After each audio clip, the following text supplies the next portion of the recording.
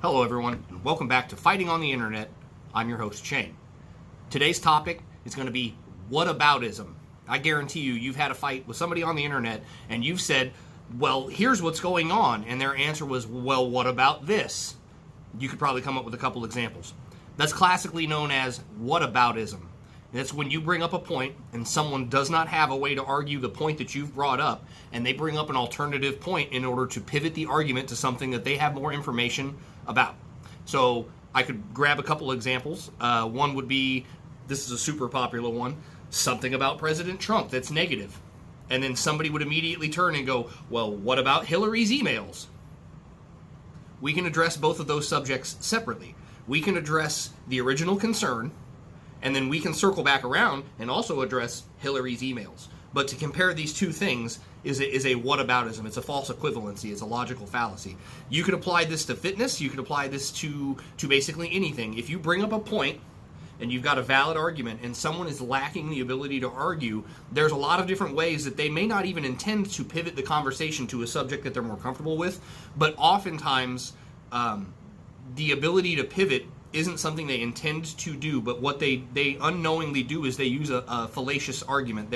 The fallacy is that they're going to say, you brought this up, and I'm going to justify what you brought up by bringing up this other thing. You brought this up, so what about this? How can you have this with this?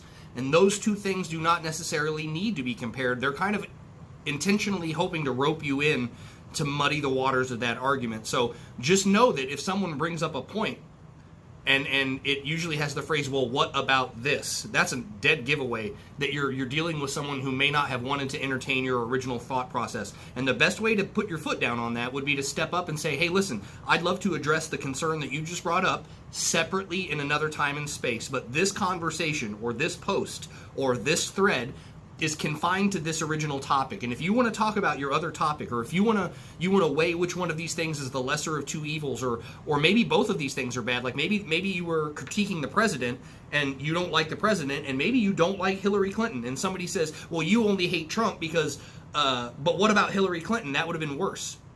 Maybe you dislike both of those things, and you could say, well, listen, on one hand, I'm allowed to critique over here, and on the other hand, I would love to also critique with you over here. But to bring those two things into this shared space makes both conversations fall apart. Whataboutism. Hey, I've got a thing. What about this? Watch for it on the internet. Don't do it if you're having a fight, because when someone like me sees you do that, we know we won. We know you've rolled over and you had to change the subject. So that's one way you can be better at fighting on the internet. My name is Shane. This is Fighting on the Internet with Shane. Thanks for watching.